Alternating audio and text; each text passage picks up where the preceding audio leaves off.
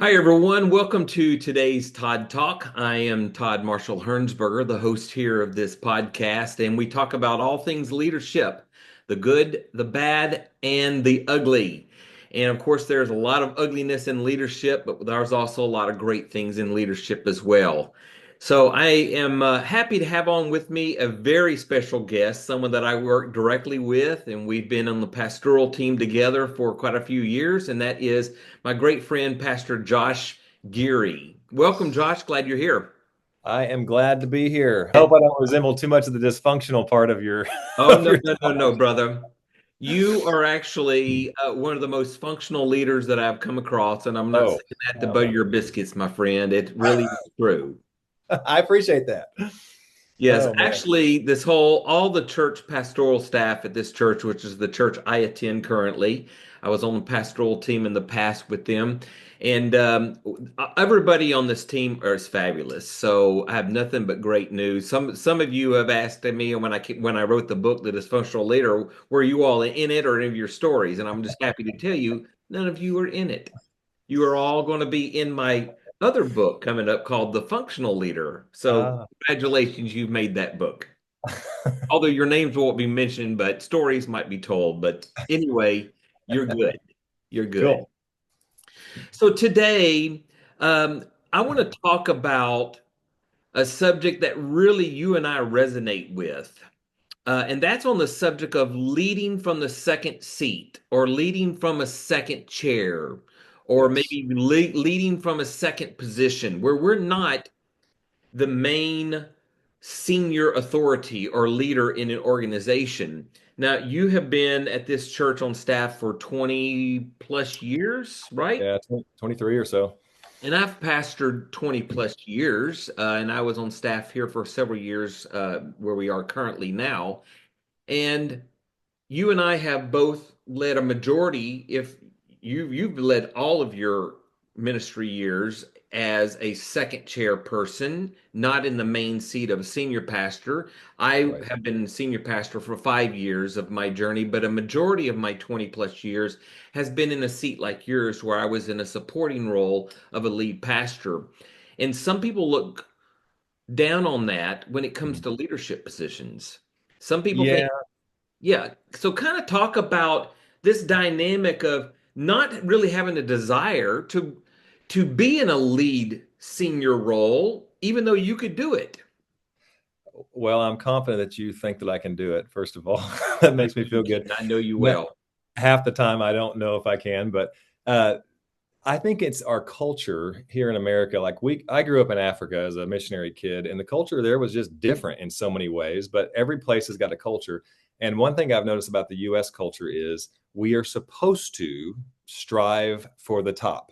But in reality, like there's only one quarterback. Like there's not everybody's called to be the quarterback. There are other positions, but it's like there's something built into our culture. Maybe it's the individualistic portion of our culture and it's one thing that makes us great as a country, but like the reality is it's forced on us. Be an extrovert. Mhm. By golly, even if you think you're an introvert, you be an extrovert, and also like you rise to the top. And if you're not getting to the top, then you're a loser, you're a failure, you quit, you don't believe in yourself, you're complacent, or possibly you're called to some position south of the ultimate highest leader. And if that, I mean, it's just that's I think it's all built into the culture, and it is hard though to live in that culture and yet find yourself in a position that's not the very very top, because then you do ask yourself, if you're honest, like, am I being complacent? Yeah. Am I settling? I don't want to settle. I want to trust the Lord. So So I true. feel it.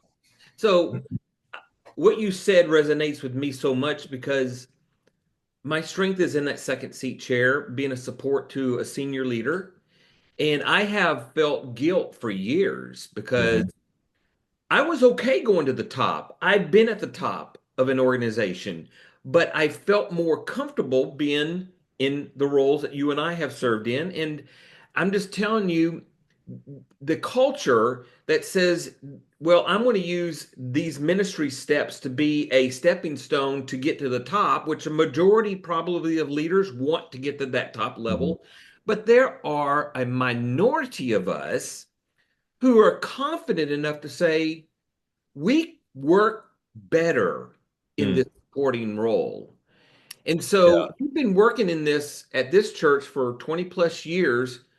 What has been that dynamic been like? Especially you've worked under two senior pastors there, which both have been fabulous. Kind of tell us what your experiences are with this level of leadership. Yeah. So now I'm starting my This be third senior third, pastor. right? Yeah. Right. We just had a new pastor come on board at our church, who we all love. So Yes. Yeah. And I have gotten to work for some great men. So, yeah, I mean, the reality is, I'm going to just be honest with you. And like, I never really grew up struggling with pride. I mean, everybody to some level. I remember going to the altar like in maybe 15, 16-year-old, and my prayer was pride. And I remember even being surprised that I'm praying about this because I just have yeah, not. My not a issue, if prideful bone anything, in your body, I, Josh. well, but that's because well, that's because my issue is inadequacy. And so it's hard to struggle with pride if you're always feeling inadequate. And there's It's reasons for true. that. It is the Those are antithesis things you have to for overcome sure. and stuff. So in my ministry, like I went off to business school, got a degree, and then I was happily working at FedEx and starting to climb that ladder. I was in lower management, and then all of a sudden get called into to traditional ministry. And so all I knew was I'm going to say yes to the Lord, and did that. And so like I'm not scared to go do something that the Lord's asking me to do. Now I could be scared in it all, but I'm not too scared to say no. And Right. so like my history for 23 years has been, if the Lord's calling me to do it, then whether you have a clue of what you're about to do or not, just do it, and He'll equip those that He calls. So I get all that. And then after a dozen years of youth ministry and college ministry, felt a transition, and felt that call to go do the next thing. And there's a whole story behind all those things. But like, again, I'm not going to tell the Lord no. I mean, that is just, if you tell the Lord no, then He's not really your Lord, because you've Yeah. put yourself in that spot. So So good. there's like built in me is like, no, I'm the guy who's going to say yes to the Lord. And I remember as an athlete in college and high school, like, I'm going to say yes. Coach tells you to go run through a wall, I'm going to say yes. And so built in me is like this desire to say yes. And yet I've not felt the tug or the call for senior pastor. And so for a while, talking about like, what's that like? Well, you do kind of feel like, am I a loser? Is this still a preparation series time in my life? Am I scared? Like, no, I don't want those things to be true, but just haven't felt that call. And even most recently, whenever we had our most recent transition, like I was asked a couple dozen times, are you the next senior pastor? We want you to be the next senior pastor. Hmm. And the reality is I'm not feeling that from the Lord. Now Hmm. I'll be the first to tell you that I hardly ever sense 100% of the time I'm confident that the Lord's telling me to do this. Usually I get about 85%, and I just have to jump with it and go with it, Hmm. because Hmm. I mean, outside Yeah. of like the Bible saying do not murder, like I know that one, I'm not supposed to do that. If you can Right. make me mad, I'm not going to murder you. But Yeah. outside of that, that's 100%. But most of the time Well, I'm there's not some people who 100% would probably like to in the flesh, but possibly.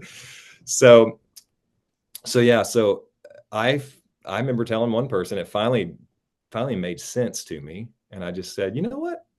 No, I'm not going to be the next senior pastor, at least not at this time. I don't sense that. And it takes just as much faith to say no to an opportunity than it does to say yes. It just Mhm. depends on what the Lord's calling me. So to answer your question, like I absolutely feel that pressure to, well, why wouldn't you want to be the next guy? Why wouldn't you? And it just, I think because I'm called to be this spot, and Mhm. I'm okay with that. Like I'm Yeah. comfortable with that. That's great to have that confidence, and I have learned to get in that confident realm as well. I remember going off to Bible college in my close to mid 20s is when I went off to college, and I had no idea what I wanted to do. I felt a calling to ministry, full-time ministry, but didn't know what it would be. And of course, pastoring was the furthest thing that Hmm. I knew God would ever put me in because I was an extreme introvert growing up. And so I went off to Bible college. And I remember the Lord telling me, you go there and I will tell you what you're going to do. I'm Mm. not going to tell you what I'm calling you to do until you go and do that part first. And so I said, okay. I went, traveled almost 1,500 miles away to go to Bible college, not knowing what God had really called me to do in ministry. And it was there in ministry, in the Bible college, that I finally felt that passion, that desire to be in pastoral care ministry. So, but truly, for if God calls you somewhere, He equips you. Yes. You made note of that earlier. And I would have never thought in a million years I would have been in pastoral ministry at all because I'm not one to be in the limelight, holding a microphone, preaching messages, and all that comes with the pastoral ministry positions Mhm. was totally off my radar. But for me, I had to say, God, if this is what you want, I said yes to you as a believer, and I'm willing to do whatever you want me to. And I'm telling you, He brought me to new levels and new things to be a better leader during those experiences of not knowing really what I was doing. So, did you ever feel like in the very beginning of this journey of your ministry that you kind of felt like, what am I doing? How did I get here? Well, I knew how I got there because when I got called into ministry, it was literally just an invitation. Hey, would you be the junior high assistant youth pastor? And I remember thinking this could not be further from left field. Like I'm at FedEx, I'm doing my thing. I'm filling out the process to go from low management to the next level of management, and it's just like it. So I know how I got there, but literally, I remember thinking, I don't know what to do now that I'm here. Like I went to 2 years of Bible college, but I didn't study Bible. I was doing general studies and all that kind of stuff. Yeah. So, but yeah, I think in the call, what I was really appreciative from the Lord is He gave me the confidence enough to know that really I am called. Hmm. And I remember I never heard anybody say it this way, but I remember having this vision, kind of this thought that when I was at FedEx doing business, like it was my ministry. Like we had a Bible sort, or we had a Bible study on the sort. Like that's where we had a Wow. Bible study every couple of weeks or maybe 3 or 4 weeks. We Wow. prayed. I'd pray with people all the time. They're on the sort. I mean, it was my ministry, and my boss was even more so. He was actually a former pastor, and it was great. Hmm. Um, so it was my ministry, but whenever I got called into youth ministry, I remember it was as if I had a cup of water full for business. And that was my ministry. I wasn't running from the Lord or anything. And within a 2 day period of praying and after being asked, I remember that cup draining. And it was like this desire to serve in youth ministry filled up, even though I had no clue Hmm. how to do it. And to be honest, I wasn't even like, if you looked at my makeup, like I almost failed speech class in high school and college. Like it was not anything. And that's a big part of youth ministry, is getting in front of people and speaking. So I Yeah. never once questioned the call, which I think that was a real confidence booster. It's like, I know I'm supposed to be here, and now I have to lean into that truth that the Lord's going to equip me. And he has, and it's not been overnight, that's for sure, but he has equipped. So I just appreciate that the Lord's faithful to call anybody. Like I wouldn't have picked me, but like Me too. uh and he's confident. I think we have to like borrow his confidence in us Yeah. until, and then you have to, and I guess if you get too confident, then you have to worry about getting prideful. So there's Yeah. like there's a Well, line there. I'll tell you a story, a personal story that goes right along with what you're saying. For me, my father-in-law pastored for many years, and when I married into the family, I started to work for him as kind of like an associate pastor. And I love my in-laws to this day. Love them. They're still living and fabulous people. Enjoyed working for him. They had started state licensed preschools and K through 12 Christian schools in other churches they pastored. So it was their passion, their mission in life and as pastors of churches is to offer Christian education. Well, he came to me shortly after I started working for him in this church, and he said, I want you and Stephanie to start a state licensed preschool. And I'm thinking, wait, you're asking the wrong person because I've never, ever done that before. Right. But I learned that when a pastor shares a vision with you and he's asking you to be a part of that vision, I learned even early on that I simply say yes, okay. Hmm. I don't know how I was going to do that. I didn't know the first thing about running a state licensed preschool as part of a ministry of the church, but the Lord equipped me. How do you handle something with a pastor who wants you to do something, but you feel inadequate, like we've been talking about, or you may not completely even agree with it, Yeah. but yet it's your pastor asking you to do something?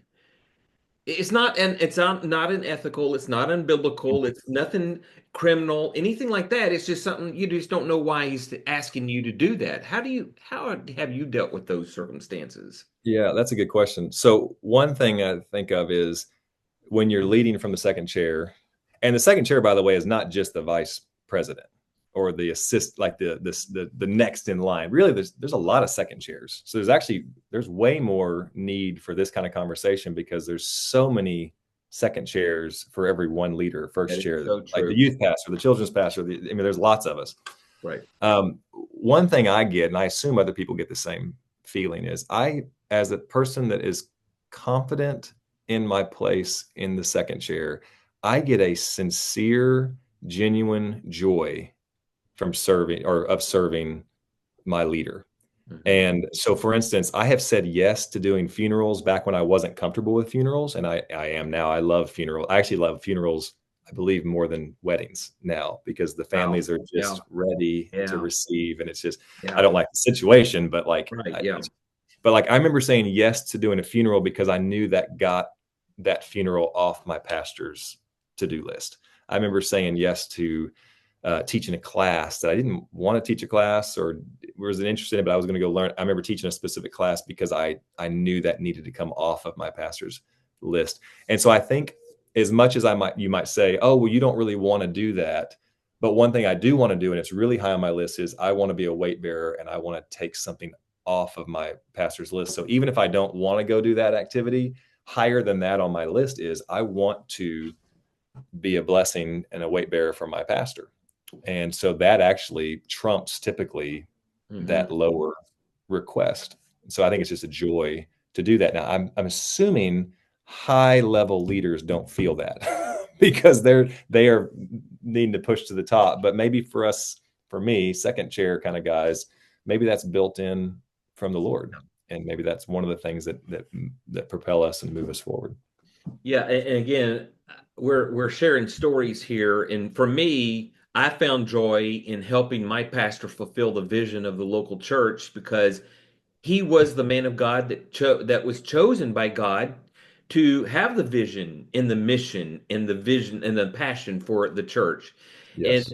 when that pastor asked me to do something, and even it was an area that I wasn't comfortable with, I counted it a joy to Hmm. be a part of that journey, to see the vision that my pastor told me to help with, to see it come to fruition. And that joy that I received, Josh, was like I just helped take the load off Yes. of my pastor from having to deal with all the tedious day-to-day operations of whatever that vision he was casting. I was able to help free him up to take care of the bigger picture of the Yes. church. And that fulfilled me. Did you feel like you needed to get credit for it, or was it just No, okay? Yeah, I no, think that's also built in to no. this. It's like that. I I think the could Lord care equips less if us I with had that. credit. If someone else took the credit, I let them take it. Yeah, but I think that is like another gift from the Lord because if He's going to call you to a place, then some of the giftings that I've seen is like, no, I'm totally fine if pastor's able to do that or someone else is able to do that and get the credit. That is I'm not worried about it one bit either. Now I remember the pastor that we served under that season of life. When you left, because you went down south to take care of your mother, Hmm. and a very, very important, very noble thing. When you left, I remember numerous times over numerous months, I would hear things like, I miss Todd. Like our senior pastor would say, I miss Todd. I appreciated how he did this and this and this. Now he cared for me. He would use words like weight bearing and carry Yeah, the load and just all that stuff. So yeah, that was, I think we as second chair need a leader to follow. yeah. And then I really think leaders need second chairs and managers to come and help them fulfill. And I think any good leader is going to know that. And so You it's know, symbiotic. if you look at the biblical context of a shepherd, they carried a staff with them. It was part of their, it was a weapon. It was there to steer the sheep as a shepherd in the fields who had the sheep. But if you look at it in a contextual event with us being supporting staff for a senior leader, whether it's a church or a Christian organization or a parachurch ministry, it doesn't matter. That leader has a staff that he leans on and Mm. depends on to help him. Is So that why they call us a staff? yeah, A I church guess staff? that's probably the reason. I don't know where the word staff came from. Yeah. I would imagine that could be the reason. There Hmm. is, that's the name of what we call pretty much staff anywhere, is Interesting. that leader is leaning on us to help him fulfill the vision and mission. And I Yeah. don't think a lot of people have seen or take noted of that. I love that. Okay, now let me flip it. You asked, what about when the leader's asking you to do something difficult or that you don't, that's not the way you would do it, Right. that kind of thing. And first of all, I think that's okay to admit that that's not how I would do it. Now, the truth is that leader has a different perspective. Mhm. They actually have more pieces to the puzzle than I do. Like sometimes I just don't know. They're like, yeah, You Josh, have to that's fine, trust but them. you have no idea. But where there's a trust there. So I was just thinking now, like, what do you do when you're asked to do something that you're not real sure about? I think one thing I'm trying to do, and I think I've done it, and I certainly hope I catch myself when I'm not. But like,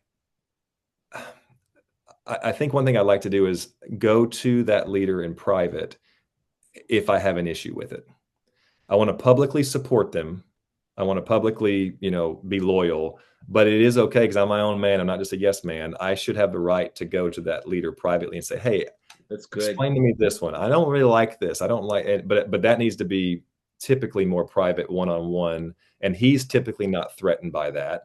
And that's when he can show me, well, here's another 2 or 3 pieces you didn't know about. But I think that probably is for us second chair people, probably a good little lesson to remember. Like, public loyalty is important. Not that we never speak up against, but like we got to be loyal publicly. And then we have that door on the back end to say, hey, tell me more because I'm not feeling good about this. And then privately, one Yeah, on one, you you can a would. little bit. Yeah, and a leader, a great leader would say, absolutely, let me make it more clear for you so that you understand the mission and the reason you're doing what you're doing.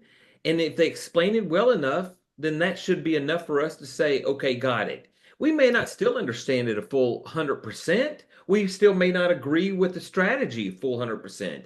But we have a right to talk to that leader. And if they're a great leader, they will listen to our concerns. Yeah. You And know, every once in a while they just say, I don't care, just do it. And but that's rare. That's yeah. that's kind of the rarer. It's usually they're And I don't consider that a healthy leadership trait, something like that may that. If that you may were end to up in ask your book. me that. So I think any great leader would take the time to expand on whatever you're asking you need clarification on. Yeah, So gotcha. Can I ask well, a question for you? yeah, You absolutely. you mentioned the word contentment, I believe, earlier, and I was juxtaposing my feelings of I am content when I'm a second chair leader, like at least for this season. That could all flip next year, and the Lord's ready to move me. I get that. I'm open for that. But like I feel contentment, and a close feeling, but not as healthy feeling is complacency. They kind of look similar, but Hmm. they're not the same. Like contentment, we are called to be content. Whether we have a lot or a little, Paul says, be content, find That's contentment. right. He does teach that. But complacency feels kind of like it, but it's not the same. So in your history, and of course you've been a lead pastor before, but in your history, have you ever felt yourself slipping into the complacency? Like I'm just not pushing. I'm just Uh, accepting. yeah, I think that's normal human behavior to have moments like that. Just like I always say, there are dysfunctional leaders that are on the extreme side of dysfunction to where they're toxic. But then those of us who are not toxic or dysfunctional, we have moments of dysfunction. So I would say, yes, easily there would be moments of complacency. Um, there's a lot of burnout in pastoral ministry Mhm. because we work 24/7, 365, many of us, because we take the ministry that we do very seriously. And sometimes I would just get mentally and physically tired that I could, and I have been complacent in certain things. But I will tell you from my personal experience, I didn't allow myself to stay in complacency because I'm the personality, I'm the type that has a mission that I have to finish and check boxes. So that's Mhm. me. So I never lived in complacency. If I was that in that area, I was only there for a very short time. But I think that's normal for us, Okay. moments of complacency. And so you just catch yourself in it, and then you just Yeah, wake yourself up and yeah. get back on the path. And that could last minutes, hours, days, but it shouldn't last months. No, it shouldn't, because if you become that complacent for that amount of time, you need to question yourself, is your season up for wherever Mhm. you are? And if your season isn't up, then like you said, you just got to find a way to pray and snap out of that season and ask God for strength. Yeah, that's good.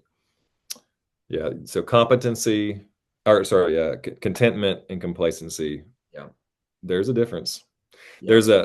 There's a Confessions is Augustine's book that wrote. I don't know what year that was, but I had a copy on my shelf for a long time, and on page 33 at the bottom right corner, I think I've given that book away, so I don't have that one anymore. But he had a list of things that were like similar, kind of close, but different. And it struck me. I remember just highlighting it and underlining it and circling it and starring and everything. And it struck me because some of the things on his list were things like laziness. And obviously, we know laziness or sloth was probably what he said. Right. Sloth is not good, but rest is good. And Right. those are close, but those are not the same. And the enemy is like always trying to pervert the edges around good things. So like rest becomes sloth, and now we're in trouble. Contentment becomes complacency, and now we're in trouble, even though they kind of look and seem similar. Another Hmm. one they had on the list was the love of a wife and the love of a wanton woman. Now that's the only time I ever use the word wanton is if I'm quoting that one, wanton woman. Really antiquated word. Yes, a little bit. But there was a whole list of things, and a luxury versus wealth. I mean, they're like very kind of close things at first glance, but way different in reality. And I think that's probably, if you talk about the challenges of being a second chair leader, that would be one of my challenges, is just making sure I don't slip into complacency. Because number one, I mean, even if I stay second chair forever, the Lord's still calling me to higher and greater things, and I can't just complacency is just such a dirty trap that I don't want to fall Well, I myself. think one way to stay out of the complacency world is that we need to make sure we get enough rest. And Mm, again, as I said earlier, usually those of us in full-time ministry, especially in pastoral care, we are on the clock 24 hours a day, 7 days a week, 365 days a year. Now, yes, we have days off to where we are completely not doing ministry. We're taking care of personal things and family and all of that. But I know many times I've gone on vacation trying to disconnect, but getting a phone call that someone very close to me in the church passed away, or a family member, and you have to get off of vacation for a moment to help be the pastor. Or I've even one time had to fly home early from a vacation mm, because yep. of the situation in the church that needed my leadership. Not that I was anything special, but it was my calling to be in that position. And so I think getting enough rest and knowing when to take sabbaticals and disconnect from ministry for a season. Stephanie and I, one time we were senior pastors, we took a 2 week vacation, like 2 weeks back to back. We've As a senior, never okay. had 2 full weeks back to back. Usually a week was the most we can take, but we took 2 weeks. And I'm telling you, it was so refreshing to be off, because usually the first week of a vacation, you're still just unwinding and trying Yes. to find your sweet spot to rest. And it's the second week that I have found that you finally really do decompress and rest. And we had a great staff that took care of all the things at the church. They allowed us to have two Mhm. full weeks without any communication. So, how does that subject of rest play into your complacency question? I certainly know the value of it, and I know we're called to it. I do think pastors, but just doers in general, we struggle with that rest thing. Yeah, that probably would. And if I'm not rested, I probably have a greater tendency to slip from contentment into complacency. I think we're just off guard. I know what you're talking about, that second week when Amber and I celebrated our 10th anniversary, we did a 12-day Mediterranean cruise. Mm. And so then you have a day or two on front and then and back of that. So we were gone for like 14 days. And I remember after like seven days or so, I completely lost track of what day it was. Yeah. And it was glorious. And it's been very few times since that I've been able to do that. Yeah. So yeah, I think that probably plays both ways. And I would agree. Yeah. Well, we're almost out of time here, and I wish we had more time. I want to have you back because there's a lot more you have to give and say. You probably don't believe that, but I know you well enough. And I'd be but happy I to want to come have you back. back. I'd So, be happy to. Yeah.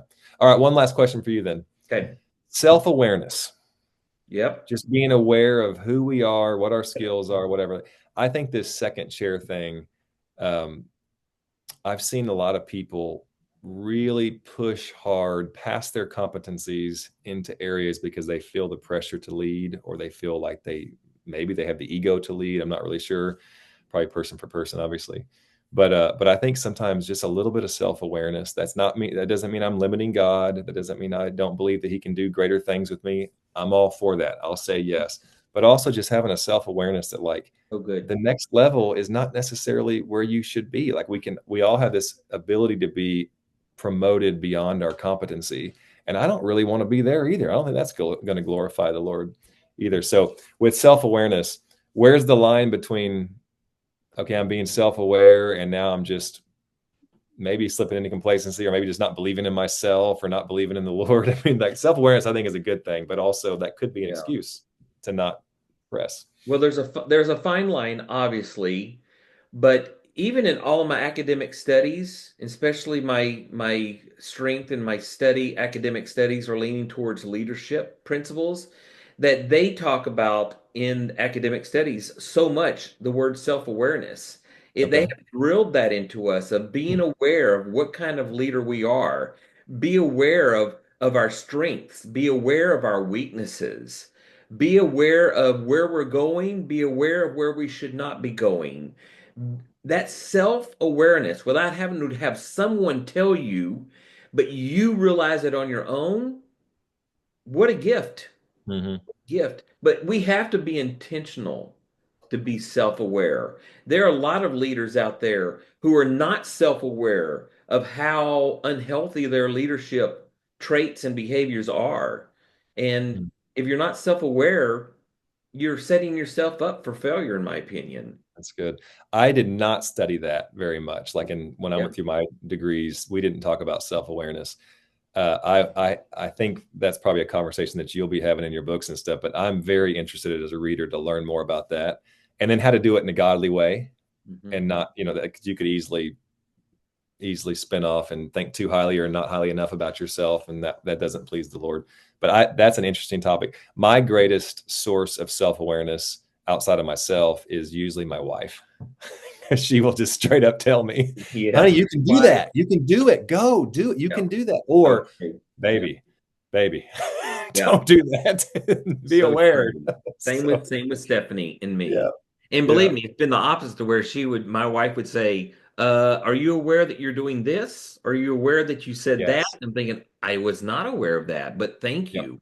I Oh, and was what a gift. aware of What a all gift. the things that And then need. you show up and you present that awareness, and people are like, oh, Josh, how wise of you to know not to do that or to do that. You are just brilliant there. And the whole I know time, my that. wife All it totally is, set it up. yeah. All it is your wife and self-awareness. Yes. That's great. Well, Josh, it's been Awesome. a privilege. Thank you for being on here. And for those of you who want to know more about me and my ministry, and you got all this right here, ToddMarshallHernsberger.com. You can go and read all about my book, The Dysfunctional Leader, there. You can also order it through there. You can order it on Amazon. I got it on Kindle. I've got it on Audible, all the above. So anyway, if you would like more information, just go find that. We'll also be posting these podcasts regularly. I try to drop every Thursday on the YouTube channel. So look for ToddTalk.Leader on YouTube. And so again, Josh, thank you.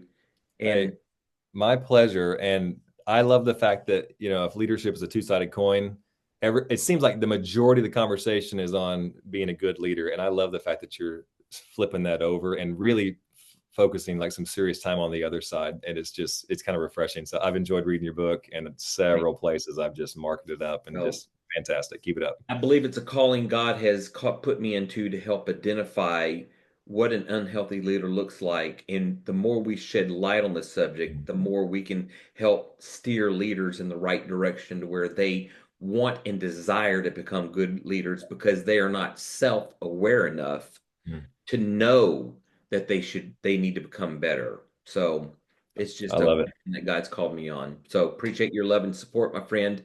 All right, everyone, go out there and be better, do better, think better, and especially lead better. Have a good day, everyone. Thanks, Josh. Appreciate it. Sir, thank you. Bye-bye.